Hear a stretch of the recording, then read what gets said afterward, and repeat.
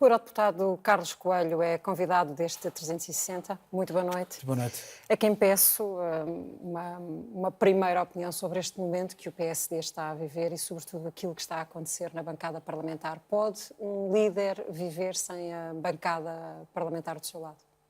Não, eu acho que houve uma mudança de liderança, há um novo ciclo na vida do PSD.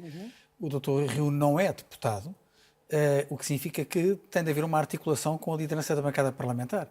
Isso parece que é relativamente evidente para todos. Eu espero bem que isso vá ocorrer e que não haja nenhum ambiente de menor colaboração por parte do grupo parlamentar com a direção do partido. E o que é que lhe parece que tem de acontecer para que essa colaboração seja possível neste momento? Eu estou muito esperançado que qualquer ambiente de crise que possa aparecer hoje não seja de longa duração e que as coisas regressem à normalidade tão cedo quanto possível. Acho que isso é do interesse do partido. Esse é o seu desejo, mas o que lhe pergunto é o que é que acha que tem que acontecer para que aquela bancada... Não, eu acho que é isso que vai acontecer, sinceramente. Não. E que acontecer agora ou mais próximo das eleições? Não, eu acho que vai acontecer dentro de muito pouco tempo. Repare, independentemente das posições de cada um, eu creio que todos os dirigentes do partido, incluindo os deputados da Assembleia da República, querem que o partido seja ganhador no próximo combate eleitoral e, portanto, não faz nenhum sentido eternizar guerras internas quando o partido precisa de unidade, de eficácia e de coesão. Que leitura teria feito daqueles votos brancos? Não sei. Eu não estou cá, estou em Bruxelas, no Parlamento Europeu. Tenho alguma dificuldade em colocar-me no centro da Assembleia da República. Eu presumo que aquilo que a Ana me está a tentar perguntar é se eu fosse Fernando Negrão, o que é que teria feito? Eu acho que isso é uma pergunta que terá de fazer ao Dr. Fernando Negrão. O que lhe pergunto é que leitura faz de um voto branco e de um voto nulo e de uma votação de 30%, ou perto de 40%. Posso dizer-lhe o que eu acho de uma eleição em que não houve candidatos alternativos. E, portanto, para todos os efeitos, esta direção do parlamentar foi eleita e está legitimada. Dr. Carlos Coelho, e da estratégia de Rui Rio nesta ligação ao Partido Socialista? Eu acho que o Dr. Rui Rio foi claro no Congresso a dizer que não queria nenhum bloco central, mas que considera que é necessário haver consensos de regime, que há algumas matérias que obrigam todos os partidos, ou pelo menos os grandes partidos, a entenderem-se, porque há matérias que têm um impacto sobre a vida dos portugueses que ultrapassa o ciclo da legislatura. Não é possível resolvê-los em 4 anos. Olha, para essas matérias, que são as matérias de regime, faz todo o sentido que haja grandes consensos. Vamos ver se é possível ou não. Eu estou um bocadinho cético relativamente à capacidade do Partido Socialista de acordar nessas matérias, até porque me parece que este PS está muito dependente dos seus parceiros de esquerda, do PCP e do Bloco de Esquerda, mas vamos ver, enquanto há vida à esperança, e eu acho que o Dr. Rui Rio está convencido que pode haver acordos. Sua previsão é de que terá o PS mais dificuldade em negociar questões como os fundos de coesão e a descentralização com o PSD do que o contrário? Eu acho que o PS está muito limitado pelos seus acordos à esquerda e recentes declarações de dirigentes socialistas nos últimos dias vêm a traduzir isso mesmo, a ideia de que o PS privilegia mais a maioria que sustenta este governo do que qualquer tipo de compromissos mais alargados. Mas vamos a ver, pode ser que eu esteja enganado. Quais são as outras áreas, para além destas duas, que defende que sejam tratadas com acordos de regime de longo? Vamos a ver, isso depende um pouco, quer da parte do PSD, quer da parte do PS. Então, a sua análise é de que só existem neste momento estes dois assuntos em cima da mesa, porque o PS não tem margem para discutir outros, é isso? E mesmo nestes, vamos a ver qual é a capacidade de chegarmos a entendimento. Vamos a ver. Eu não posso antecipar qual é o resultado de conversas que na prática ainda não começaram. Não? Qual é a importância em termos europeus de haver um acordo em Portugal, um acordo político entre os dois maiores partidos em matéria de utilização de fundos europeus? É essencial. Os fundos europeus são essenciais para o desenvolvimento nacional. Nós temos, hoje em dia, um aproveitamento dos fundos comunitários com alguma taxa de execução. Ela é relativamente irregular, mas diríamos, de uma forma geral, nós gastamos bem aquilo que vem de Bruxelas.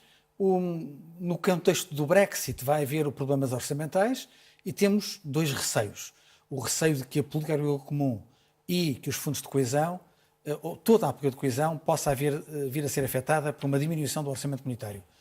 Isso significa que todos os países que são mais beneficiários desses fundos, e Portugal é um deles, pode ficar prejudicado. Temos que encontrar soluções para o orçamento comunitário. Mas o acordo em termos nacionais é relevante nessa discussão? A que nível? Não, o acordo em termos nacionais é relevante para garantir que a aplicação dos fundos comunitários é feita da melhor maneira.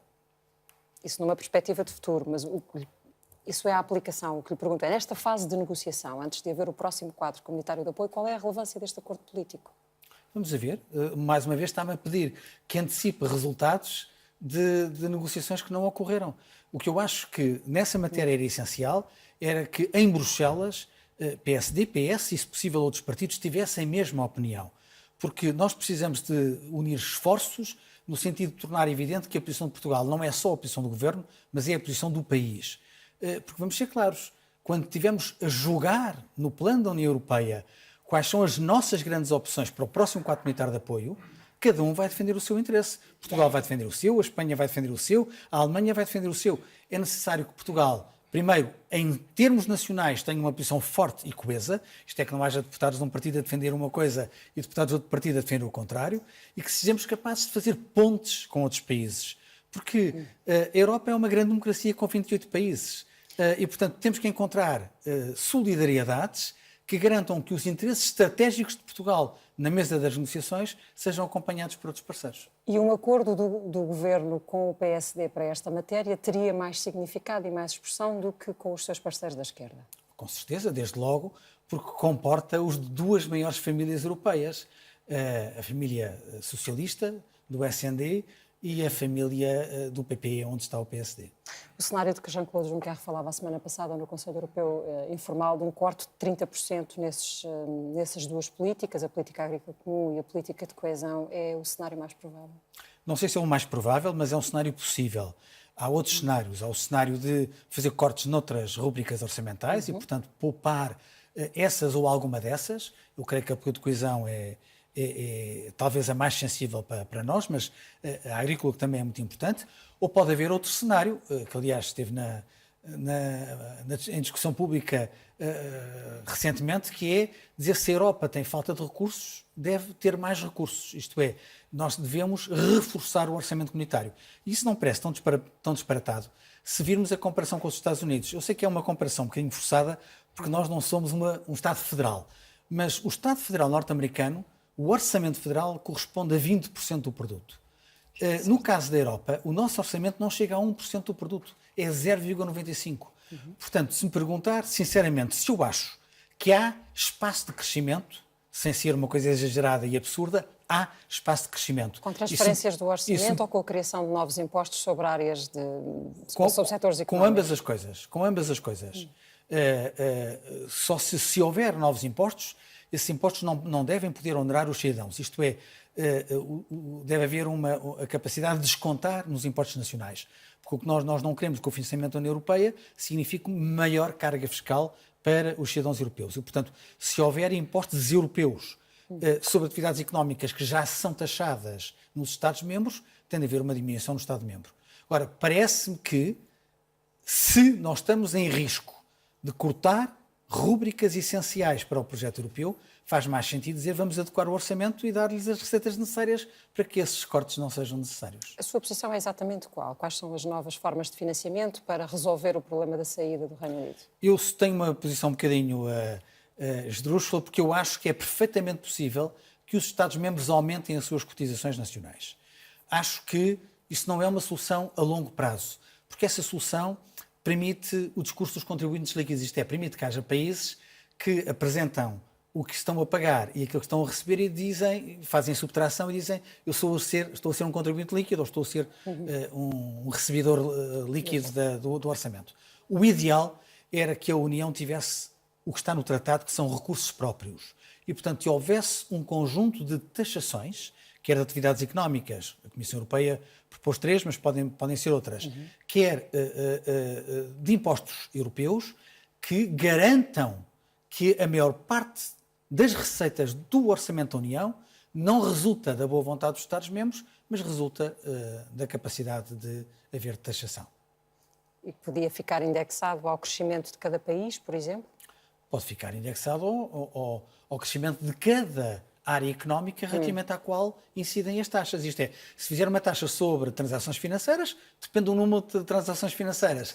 Se for sobre as operações no mundo digital, serão essas. Quer dizer, depende um pouco de qual é a atividade económica relativamente à qual a Europa vai taxar. Repare, a Europa já taxa algumas coisas. Já taxa, por exemplo, a importação de produtos de países terceiros. Só com a multiplicação de acordos de livre comércio, cada vez esses recursos têm uma menos expressão no orçamento comunitário.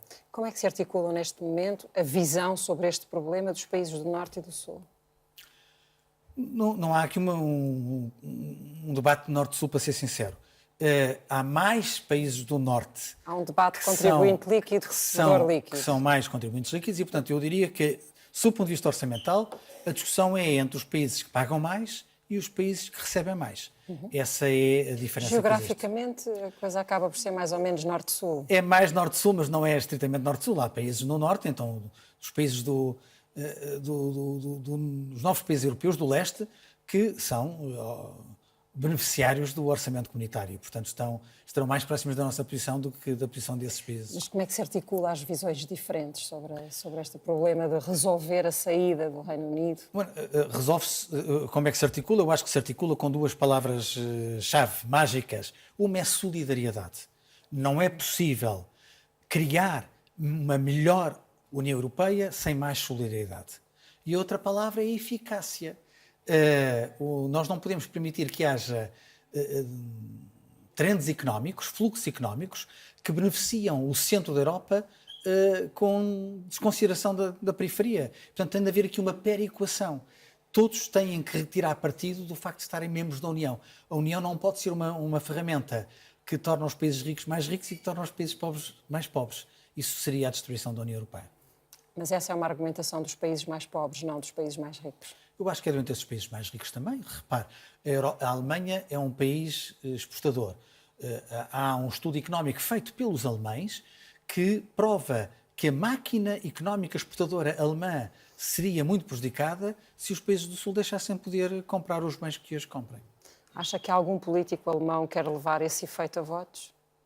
Não sei, mas sei que o acordo de regime que está em cima da mesa em Berlim entre a CDU, o Partido Democrático Cristão Alemão, e o SPD e também a CSU, têm uma abordagem muito centrada nesta linha que eu estou a defender. Certo. Isto é, a ideia de que a Alemanha tem que ser solidária e pode contribuir para essa solidariedade europeia de forma eficaz. Carlos Coelho, entretanto, a Europa foi criando uma linguagem própria e falemos agora deste livro que coordenou mais de 70 pessoas que ajudam a entender 2.000 termos que são necessários para viver nesta arquitetura da Europa. Este volume mostra a dificuldade de um cidadão europeu entender o projeto onde está envolvido, não é? Isto é maior do que muitos dos dicionários das línguas de cada um dos Mostra a países. riqueza do léxico europeu. Mas tem a vantagem do dicionário. E agora até em formato digital, em www.euroogle.com e de forma gratuita. O que significa que, quando consulta o dicionário, não vai ler um dicionário. Vai procurar o termo relativamente ao qual tem curiosidade ou tem interesse.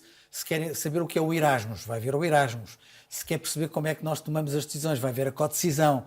Se vai perceber o que é o princípio da subsidiariedade, que é um princípio que é usado dia sim, dia não em Bruxelas, vai à parte da subsidiariedade. E, portanto, a vantagem do dicionário é que não obriga ninguém a tirar um curso sobre a Europa, mas sacia a curiosidade ou o interesse, a necessidade daqueles que querem esclarecer um termo, um programa, uma ideia, um conceito. Não é uma metáfora da dificuldade de entender a Europa? Não é uma metáfora de entender a dificuldade da Europa, mas reconheço que há coisas que são complexas na Europa e que temos que explicar porque elas não são evidentes à primeira vista. Isto da subsidiariedade que lhe disse não é por brincadeira. Há várias pessoas que me perguntam se a subsidiariedade tem a ver com os subsídios, aquela atração. Nós temos que explicar que não, que a lógica da subsidiariedade é que o poder deve ser exercido o mais perto possível dos cidadãos e, portanto, que aquilo que o Estado-membro pode fazer com mais eficácia não deve ser feito ao nível da União. Mas a subsidiariedade também existe dentro dos países. aquilo que uma região autónoma faz bem não deve ser o Governo Central a fazer, aquilo que um município faz bem não deve ser uma região autónoma a fazer, aquilo que uma junta de freguesia faz bem não deve ser a Câmara Municipal a fazer. E, portanto, a lógica de que o poder deve ser exercido o mais próximo possível dos cidadãos. Este é um instrumento de aproximação. É. E os outros? Estamos a caminho das eleições europeias. Bem, cada um faz aquilo que está ao seu alcance. Nós, por exemplo, no YouTube, temos o Minuto Europeu, que são filmes de um minuto. Já vamos no programa mais de 130 vídeos a explicar a lógica europeia. Sempre que eu tenho convites de escolas, de organizações para fazer conferências, eu e muitos dos meus colegas dizemos presente e estamos lá. A comunicação social também tem um papel a fazer e eu acho que a escola, enquanto espaço para a formação cívica, a educação cívica, também tem um papel. Agora, vamos ser claros, há uma coisa que me preocupa e que nos deve preocupar a todos. É que se nós virmos aquilo que é mais materializável em termos de interesse europeu, que são os índices de participação nas eleições europeias, Portugal está abaixo da média europeia. Portanto, pode dar a ideia de que os portugueses são menos europeus que os outros.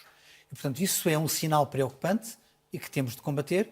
E o nosso dicionário, as nossas iniciativas são tentativas de contribuir para que isso seja corrigido. Isto é, para que haja mais portugueses a participar nas questões europeias. Dr. Cascoalho, muito obrigada. Muito obrigado, eu. Muito boa noite.